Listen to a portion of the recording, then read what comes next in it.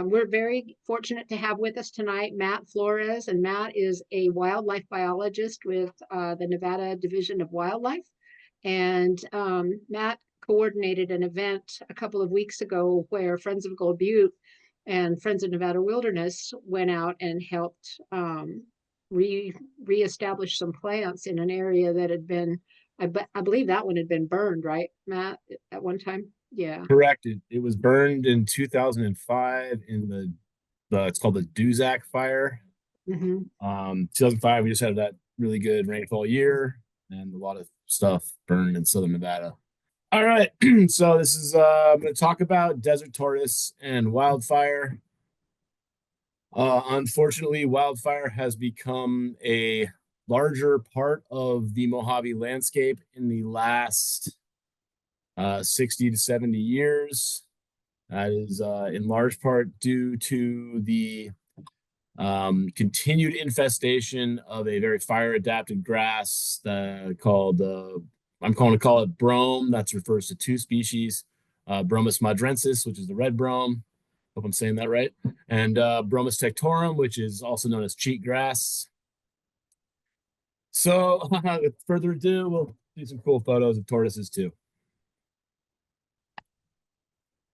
All right. Okay, so desert tortoises. That is just quickly, is that functioning how I think it should be functioning? Y'all seeing a picture of a desert tortoise with some colorful graphics there, hopefully? Yep. Okay, excellent. So desert tortoises have been around for a really long time. They live life in the slow lane. And they basically live underground for most of the period of their lifetime. They live in their burrows and hang out, and I guess that's the secret to their success, is being hidden and sleeping for most of the time. They migrated to the Mojave Desert from the Sonoran Desert. Tortoises in the Sonoran Desert are now, I'm gonna probably butcher this Latin too, Marafki. I don't speak Latin; it's a dead tongue. So, in that taxonomic split was determined by genetics in 2011. It's worth noting because the Mojave Desert and the Sonoran Desert are different deserts. The Mojave, the big difference, the Mojave gets its rainfall in the wintertime versus the Sonoran, which gets the majority of its rainfall if it gets it in the summertime. The Sonoran Desert is also a jungle compared to the Mojave, in the fact that it can get upwards of 12 inches of rainfall a year, whereas the Mojave gets a meager 4 inches of rainfall a year. So we're drier, and our rainfall falls at a different time, and that has changed how the tortoises have basically dealt with the landscape and how they do it. And the big difference is in how they eat, because the Mojave Desert tortoises get this beautiful spring green up where we get our lovely wildflowers, and the Mojave Desert tortoises are very dependent on that, whereas the Sonoran Desert plants, they can get that summer boost, that monsoonal boost that we may not get. And if you've seen the desert green up after that, the Sonoran does that a lot more than the Mojave does it, because I can count on one hand the number of years I've seen the Mojave do a post monsoonal bloom. And I've been here for almost 20 years. All right, so this is Mojave Desert tortoise habitat. It looks like this. It's beautiful, in my opinion. This is actually his pictures out in the Newberry Mountains, with the exception of those power lines in the background. It's a perfect photo of the Mojave Desert. So you can see that from this photo, and one thing I did want to talk about, because a lot of literature in California for the desert tortoises suggests that they live on these, pretty much in these large bajadas. In Nevada, that is true up into a point. They also will go into this more rugged landscape, and they got 4-wheel drive. They got all-terrain tires. They just go up this stuff, and they will actually use overhangs as well as their burrows. That's an important component for the in Nevada for desert tortoises. They function as burrows, and they're available, so why not use them? That's what the tortoises think. They also use these caliche caves. This habitat is actually granitic, so it's not showing those caliche caves, but you will see them in certain areas. So desert tortoise habitat still needs some of these things. They need that. And I'm sort of going to go back on my word for the first one. They need what's called friable soils. Friable being that they can dig a burrow in it and the burrow won't collapse on them, but it's soft enough soil that they can actually dig a burrow. Think like a sand dune is going to be too soft and that burrow that will collapse. That's not friable. And that's the difference. They also need thermal cover when they're out and about. That shell functions like a giant heat dome. It's a horrible adaptation for a desert animal that can overheat, but there it is. So it functions as a heat dome. They need to be able to have some sort of thermal cover. Either they get that from their burrows or they can get it from sheltering under shrubs. So that shrub component in the Mojave Desert is actually quite important. They also need to have foraging opportunities in the Mojave Desert. I mentioned the annuals that they love to chump on, and they really boost up their protein then and may run a deficit for the rest of the year, but they can also eat the perennial vegetation. They're limited by what they can eat, their size. I don't think rumen is the right word, but the size of their rumen. And so they have to focus on some of that higher protein stuff. You'll see a desert tortoise if it's out there munching. You'll see it going after those flowers where all the protein is stored in the plant. They also need other tortoises, just like you and me. They need to have someone they can a shoulder to cry on. Other interactions for both breeding and social interactions. When tortoises come together, if they're males, they might fight over territories. They probably enjoy it. We enjoy watching it. And if they're the males and females need to be able to breed with each other. The females can actually store sperm for up to, I believe, up to 15 years, if I'm remembering the literature correctly. And so they can have a delayed reaction with that and put out babies even when you think you've isolated them. They also need to have kangaroo rat burrows and other things that can allow the babies to persist. So when they're little hatchlings, they won't dig their own burrows. They'll either take a residency in another tortoise's burrow, or they will go into a burrow dug by a kangaroo rat. So they need to have those burrows on the landscape. It's also worth noting that a huge number of species will use desert tortoise burrows in their lifetime. I think there's 12 different species of birds that will use it, burrowing owls being the most noteworthy and that they breed in it. But that's kind of impressive. And they also need to have large intact Mojave habitats. And that is a big caveat with these guys, a big deal, because that means they are landscape dependent species. They need to have their genes need to move across the landscape. They don't necessarily need to move across the landscape just within their home ranges, but their genetics needs to move across the landscape. And when we build roads, we build power lines, and we build other, infrastructure that can really sever that. Highways especially are detrimental to these guys in terms of how they're able to move their genetics across the landscape. Ivanpah Valley being the textbook example, where the railroad was built in like 19 something, 1910. And they noticed that within 3 generations or 4 generations, the desert tortoise had become genetically isolated across the valley as a result of that. All right, so wildfire, though, that's what we're talking about here. Wildfire can remove 4 out of those things. It can remove the shrubs. It can remove other desert tortoises. It can remove all the forage that they would need. So wildfire can be kind of bad. It also was historically pretty dang rare in their habitat. The Mojave Desert doesn't carry fuels. This photo would suggest otherwise, but that is because this area was infested with the brome grass that I'll talk about later, and that allows them to carry those fine fuels across the landscape. So desert tortoises, when a fire does hit, they'll hunker down in their burrows and they can actually be burned over and survive. Fortunately, these fires are relatively low intensity. As long as they're not overly hot, then the desert tortoise won't get cooked in the burrows. The burrows are designed to provide thermal cover from the sun and from heat and from cold. So they still function that way when a wildfire hits.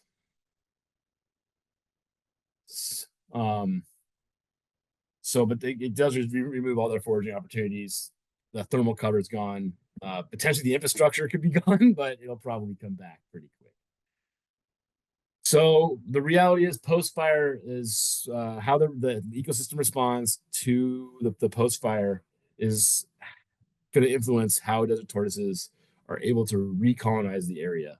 They will actually come in and be found in a greater likelihood in a post-burn area or on the edges of it because there's a whole bunch of annuals for them to munch, assuming the annuals are still there. So unfortunately, the post-fire ends up with lots of weeds. You can see from the landscape or from this photo right here, the foreground is almost entirely that brome grass I was talking about. Either one of the two species, Tectorum or Mudrensis. And that is not good for desert tortoises. They will eat brome when it's young and palatable, but just like cows, the silica content in the brome grass overwhelms them and they can't really eat it. It becomes unpalatable. It's there's also a serious loss of other foraging opportunities in there for them. They lose the perennials, which in turn they lose that thermal cover, so they can overheat in a landscape like this. Additionally, if you just look at that, that's really hard to move around in if you're a tortoise. Even though I said they did a 4-wheel drive, they're still pushing on that engine against all that grass. And if you're a hatchling desert tortoise, that's going to be a really big obstacle for you because you are the size of a silver dollar. And you're trying to push over a whole bunch of brome stems. You're fighting it with every step. There's some research that suggests that brome can even affect their genetics in a way. So it can affect them down to the molecular scale. So here's a comparative site. Not the same site, obviously, if you look at the mountains, but that's the adjacent site to this. That's unburned. You can see there's tons of shrubs in the landscape, plenty of places to hide for a hatchling to hide from predators, plenty of places to hide out from the shade and hang out. And get your temperature back under control before going back out into the heat of this day of the day. That's all lacking in that bottom photo, which is pretty much just brome grass. I mean, that's really what it is. It's a non-native invasive grassland that isn't great for desert tortoises, unfortunately. So this is a relatively new stressor for these guys in terms of them. It's brome grass first came into Nevada probably in the 1880s, maybe a little earlier than that. But as far as a desert tortoise's history, that is a drop in the bucket. So this is a relatively new stress for these guys that they're not adapted to over the course of their 1,000-year existence. Like I said, non-native grasses can really kick up the wildfire. They grow and they put these little fine fuels in the landscape. Unlike the native annuals, they don't collapse and fall apart, and they leave these fine fuels in the landscape. Grass fires burn very quickly. They don't burn overly hot, but they burn very quickly, and they burn into the shrubs, and then they light the shrubs on fire. So that persistent above ground biomass is an issue that increases the fire frequency, increases the fire intensity in the Mojave. Prior to that, the interspaces were relatively bare for most of the year. And that if lightning struck or a fire broke out, that would burn 1, maybe 2, maybe 3 shrubs, but it wouldn't burn these thousands of acres that we're now seeing. This is probably compounded by drought and climate change as well. I don't have tons of data, but it definitely affects everything around us. So it is worth mentioning. The seeds can also spread really aggressively. They get stuck in your socks. You're walking through a big brome field. It's a nightmare. I've chucked socks out as a result of it, and they move on vehicle tires as well. So this is a very invasive, very highly mobile thing on the landscape. Another thing that is worth mentioning is the biological soil crust that is in an intact desert system can prevent the brome seeds from actually entering the seed bank. So when you have an intact community, there is some resistance to a brome infestation. Once you get roads through it, once you get development through it, once you get a wildfire through it, it compromises that crust layer. We lose that resistance, and the thing becomes a huge brome field, unfortunately. Another thing, and I think this is very relevant to the Mormon Mountains, where we were doing the restoration, is nitrogen deposition across the landscape. Fires can increase the nitrogen in the soils. It can also deplete it, but you can also increase it. And when you have increased nitrogen, brome, it's a grass. It's just like fertilizer on your lawn. It's going to exhibit the same response as if you dumped fertilizer on your lawn, and it's going to turn green, get big, and go to seed. So this area was burned in 2005. This photo was taken in 2022. I was out there again last week, a couple weekends ago, and it looks the same for the most part. And 20 years later, we're not seeing a lot of shrub diversity and landscape recover in a natural succession process that was probably already could take a really long time anyways. The shrubs you do see are that of the desert almond, which actually can resprout from root crowns. That's the darker green ones in the background. And you do see a nice, beautiful desert marigold and some beautiful matchweed, but you definitely don't see it in the numbers that it would need to help establish natural succession process. So these areas, once they are burned, they continue to be a brome field. They continue to be an invasive grassland. If you're lucky, unless Sahara mustard shows up, in which case an invasive grassland with Sahara mustard in it, which is another invasive weed. So it's again, basically the takeaway is wildfire is bad. Go to Desert Tortoise. It's not good. And because Desert Tortoise rely on a varied diet, there's one eating cactus. Not my photo, but one I really use. So Desert Tortoise can eat brome, like I said, but again, it's not good for them. They can get kidney stones. And ultimately that's what kills these things. They live for a very long life cycle. 100 years is not uncommon for these guys. And if you find a desert tortoise carcass in the desert, don't touch it, but sometimes there'll be a giant kidney stone inside of it that they couldn't pass. So if they have a poor diet, it will lead to early mortality. And I mentioned the genes indicative of immunity when they eat a poor diet are transcribed at a lower rate. So they can actually be changed at a genetic level and it alters them. And that can lead to other health problems down the line. There was a big issue with the tortoise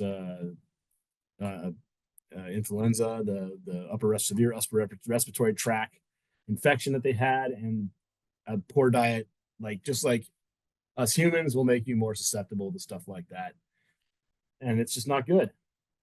So brome is bad.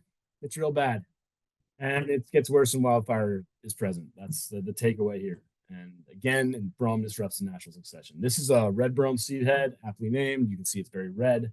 We also have Bromus tectorum, aka cheatgrass, and that gets its name because brome will sprout as soon as it gets wet. A winter rain hits it, and those seeds activate. They sprout, and then they throw down their roots, which don't go very deep in the soil, but they are aggressively in that first top couple layers, and they can actually dry out or cheat the surrounding landscape of the water that would be needed for other things to germinate. So they're big time cheaters. So what can we do about this? Let's fix it. Brome grass is already established across the Tortoise Range. The cat's already out of the bag. We're not going to stop it by stopping new infestations because the seed source is pretty ubiquitous within tortoise habitat. We can prevent fires. We can do fire suppression. But let's keep that to the low areas where fire suppression makes sense and not the high elevation areas where fire is part of the landscape. A big takeaway from this is let's protect intact ecosystem as much as possible. You get a large intact ecosystem, that's gold for desert tortoises. Critical habitat can only do so much. There is critical habitat designated, but it is going to require those critical habitat units to be connected.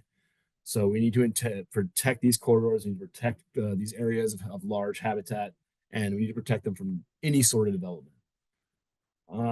We can also assist, and this is what we're doing. And what I've been doing the last couple of years is try to assist in the establishment of native plants. That's difficult to say the least. And I'll get into that. So, trying to establish seed downs. This is sort of our solution, or maybe not a solution, but a counter to the challenges brome is presenting. We're going out. We got 1 gallon native shrubs. Some of you were out there on the 9th with me. Thank you very much. We need your involvement. So we go out. We plant these native shrubs in the 1 gallon size, and then hopefully they take. And once they take, they're part of the landscape. They produce seeds. They'll produce some ecosystem functions, pull in pollinators, do all that stuff. And the hope being that if they can get established, they will show some ability to suppress the brome grass infestation. And then we'll limit it back to the inner spaces, and we'll have a infested but functional ecosystem again. And again, the goal is to establish these seed islands in hopes that they spread, and that seeds will then, the kangaroo rats, the engineers of the desert will come along, cache these seeds for us, plant them for us, and they'll go to work for us, and they're great because they get paid in peanuts. So that's the goal, is to kickstart this ecosystem that is hopefully only suffering from a temporary grassland conversion. So there's a seed island after we planted it. This one was planted in 2023. We protected the plants with steel cages because the area is an active grazing allotment, but also if we didn't, the rabbits would come in and we might as well just put salad dressing on them. We've been doing about 200 different plants of 6 different species and what we're calling a seed island. We pre-drilled the holes using a power auger, and then we water them a little bit, but we're not really providing, or historically we haven't really been providing much care after that. It was sort of just go, wing and a prayer, guys. So some plants respond really well to this. This is a four-wing saltbush. So this is a four-wing saltbush. Four-wing saltbush is the champion of this methodology. It seems to just do well regardless of what we throw at it, regardless of the drought. Some of these guys, I mean, they're busting out of their cages. They're ready to be unleashed. They're ready to make seed. We love that. However, that's not satisfying one of the goals of this project, which was to increase the botanical diversity across the landscape. As much as I love four-wing saltbush, I want a very diverse ecosystem with a whole bunch of different plants that flower at different times of the year, provide different thermal cover, provide all kinds of ecosystem functions. And we're just not getting that if all we do is plant four-wing saltbush. So some plants did not do well. The milkweed I tried to put out for the monarchs did horribly. Every single one of them died. It was admittedly a small sample size because I couldn't get a lot of seeds, but clearly this method does not work for everything. We were determining success if it had a active meristem. Meristem is basically a fancy word for saying green growing part of the plant. We counted it after 3 years, and we've gotten success that I am not overly happy with. 7%, and that's as low as 7%. That's not cool and not good. I want more success. I want more plants out there. So 26% is, I can live with that, but I still want 30. I want 40. I want 50. I want 100. This is somewhat difficult to tell, but I'm trying to tell a story here. If you look at this area, we're seeing those steel cages, and you can send the upper photo before I pulled them, and you can see I left the steel cages around plants that were still alive. In the bottom photo. This site was the worst site that I can showcase, but I believe in transparency. This site had the 7.2% success. Yeah, I don't know why that was. It had admittedly very shallow soils compared to other sites we were in, but it's clearly we need to do something else to help with this. So what we're doing this year is we're providing it with more water. So we're refining our techniques to try and boost this stuff. On Friday, one of our NGOs, the Friends of Gold Wilderness, our best friends, will be out there giving some water. And we're hoping that if we provide some water in the fall, going into the winter, it'll hopefully get these plants maybe over the hump. We're not really sure when they're dying, unfortunately. So I'm sort of speculating here that they are potentially, those root balls are drying out before the winter rains and the cooler temperatures can come save them. So that's how we're doing going forward. We'll continue to be at it, continue to refine our methods. We'll continue to consult the literature and see what that says. Upland restoration in the Mojave Desert is very challenging, is another takeaway from this. So we can put out a whole bunch of plants, but I think that's not a success unless we can get them to survive and actually have meaningful changes on the landscape and create these seeds. Because at 7%, I want a greater success rate than 7%. That's just not a good return in my opinion. 30% would be much better. So we're refining our methods. Anyways, that's what I got. Thank you very much for everybody showing up. And I can take some questions. There's my contact information. I'm gonna stop sharing my screen and take a few questions. All right. People still here? Yeah, they're still here. Hey, we've got one question in the chat. How do unburned native habitats prevent brome grasses from gaining a foothold? Yeah, that's in part due to interspecies competition. Um, the Mojave Desert plants, a lot of them.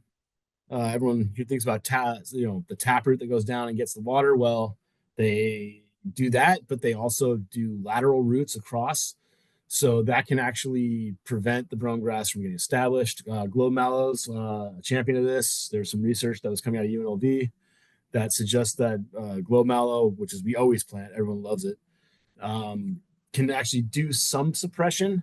But I think what's being undersold here is the intact soil crust, the biotic crust, can actually stop those seeds from inserting themselves into the soil and stop them from germinating.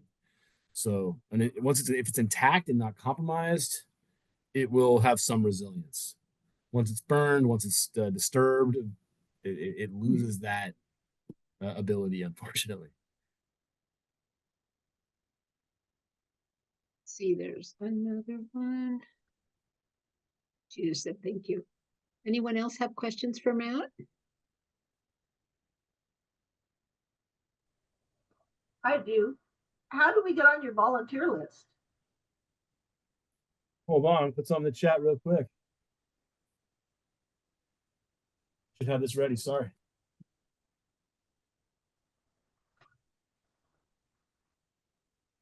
All right.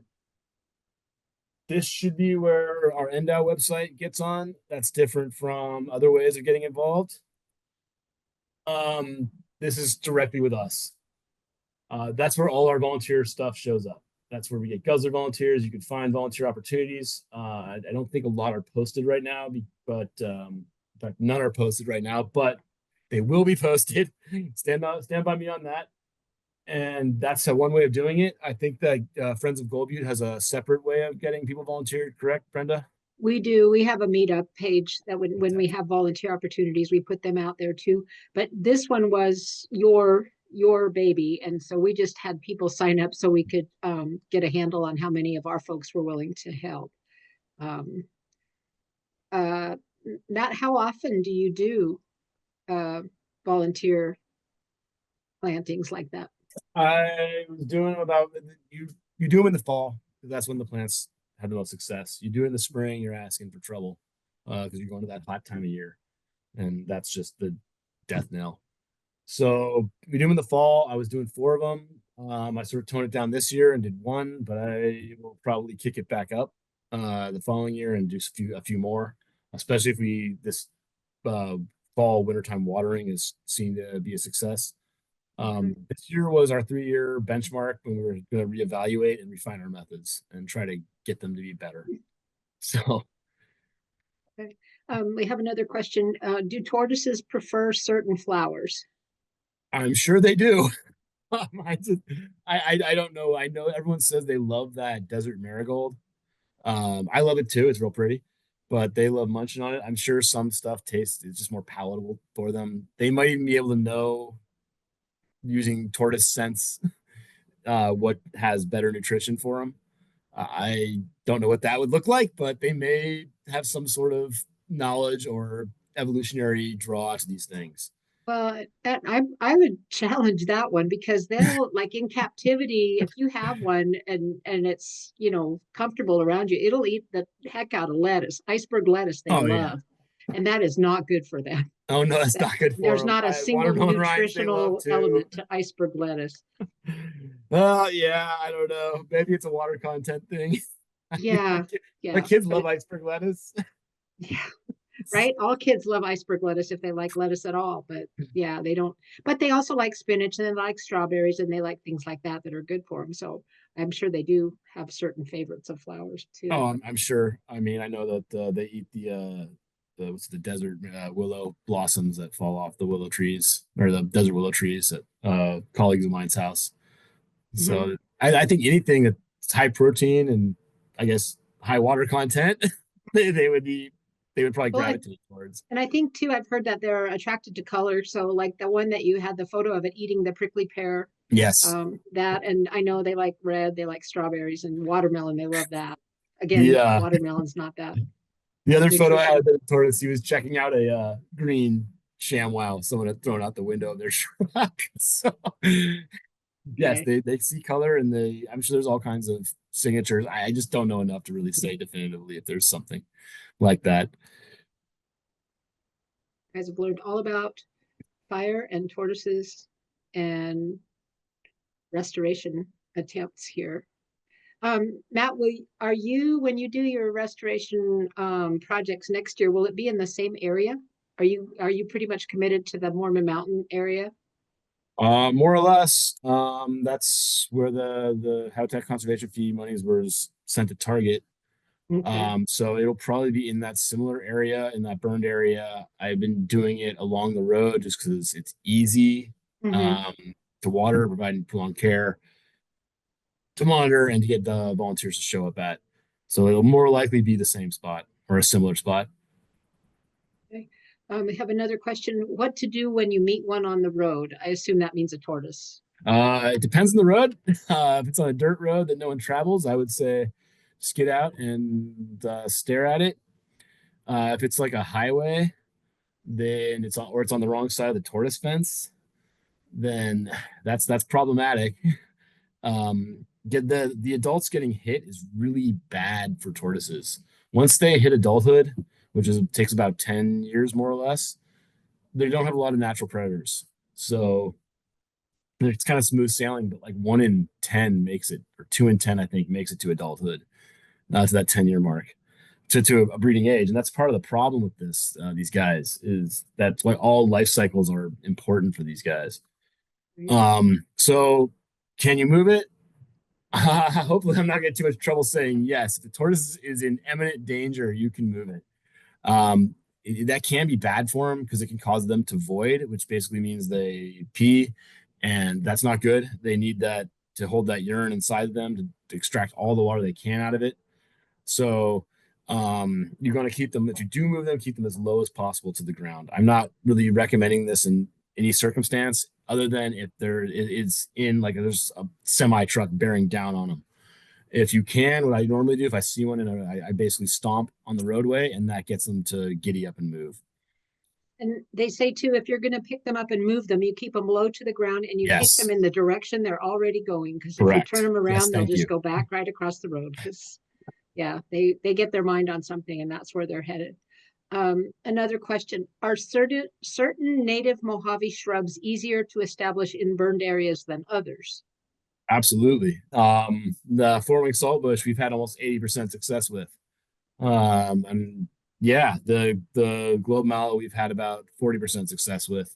Part of the reason why our success numbers are so low is because we're trying to get some of these more difficult ones to get established. I've had a heck of a time with milkweed, with it's the Mojave milkweed, it's the Arosa. Um, heck of a time with that. It just doesn't seem to respond well to this treatment. Maybe there are other treatments that are better for that species. Maybe just chucking seeds out would be a better idea and raking them into the soil. Um, so the answer is yes, but also possibly we're doing it wrong. Creosote we have put out there as well, and it's been relatively successful. I've got about 30 to 40% success on that. Burr sage, however, another one I really want to include that's really good for tortoises, I've had almost no success at. And part of this could be that we are not, it's the nursery stock that they just don't like being in that 1 gallon container and they aren't able to get their roots established in that environment. So all these different methods might affect what is easier to establish than others. So next question, do tortoise fences really work? That's a difficult question. Yes, I'm going to say yes though, with a and or a yes with a but. Um, yes, they work. They'll keep tortoises out of the highway if they are not compromised and if they are not, within a wash. Uh, but they also work well, and they can sever that genetic connectivity if they're not hooked up to some way for tortoises to cross the road. I guess the joke is why the tortoise crossed the road, and the punchline is if there's a tortoise fence, it didn't. So it's important that we hook up these culverts and that these culverts are short enough in their span that desert tortoises will use them. That example I talked about in Ivanpah Valley, we're looking at a 6-lane highway with median plus railway in the middle of it. That's just too wide a barrier for even a culvert to convince a desert tortoise it's going to cross. It's worthwhile to cross. So we need to have. I don't know what we need in that situation. Honestly, we're all still scratching our heads about that one. But in some of these shorter highways, if you hook the culverts up to the tortoise fencing, and the culverts are of a proper design, larger being better, the tortoise fences can work and still allow for that genetic drift. How deep do the fences need to go? I'm assuming that means underground. There's two ways to do it. They either bury those that hog wire part, or if they can't, if the soil is really shallow, like it's on slick rock, like Brenda's background, they pin it and they lay it going back about, I think it's 2 feet is the standard.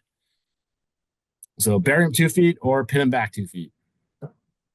And they don't try to dig They might, but deeper, that's deeper than, but they get because- discouraged at 2 feet, I suppose. Yeah. Correct. I mean, it's possible they could dig underneath that. That would be a really determined desert tortoise.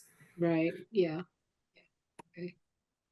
We have another question. Are there any natural predators for brome grasses? Yes. There is. So like I said, desert tortoise will eat it when it's young. Even cows will eat it when it's young. But once that silica content kicks up when they get older, definitely when they go to seed, they are pretty much nothing. They're not palatable to much. Chukar, those birds, they actually adapted to it. They'll eat the seed. So that's not, I wouldn't say it's a natural predator to brome grass, but it's a predator to brome grass. There's a fungus called the black fingers of death. Probably at least that's a colloquial name for it, but it will actually infest the brome grass seeds, and that's a natural predator as well. And there actually has been some biocontrol investigation into that specific species. All right, so please address the presence of desert of tortoise north of the Virgin River Gorge in Utah. How'd they get there? Some old timers insist they're not native and introduced. I don't know if there's some evidence that they were introduced. I don't know about that. I would think that if they were introduced, they would be introduced by Native Americans back in the day, because that was a food source back in the day for those guys. And I totally would, if I were hanging out eating desert tortoises, I would introduce them everywhere I went and to see if they'd take. I don't know about a non-native introduction or a more recent introduction. We know the Virgin River Gorge, they're their own sort of unique population segment. They do a behavior that, I mean, as far as I talked about hill climbing in the Mojave population, in the Nevada population, well, the Beaver Dam population does that aggressively. So I would say that behavior, given the it's a learned behavior, it's an adaptive behavior. It's what we call a meme in the scientific sense, not the internet sense, which is a learned evolutionary behavior. So the fact that they do that behavior, to me, would indicate that they've been there for a very long time. They're north of Virgin River Gorge. I'm pretty much convinced naturally. All right. Well, thank you All all right. for coming this evening. Matt, thank you so much for your presentation. I appreciate it. And it was a blast out there in the desert with you. We had a good time. And Okay. hopefully Awesome. I'm glad you guys had a good time. Thank you. I Yeah. put that link to the volunteer opportunities. I guess stay tuned. We'll do it same bat time, same bat channel next year, I guess, out in the more mountains where, the tortoise is totally native. Definitely not introduced. No questions there. Everybody take care, and we will see you next month. Thank All you right. so much. Thank you. Bye-bye.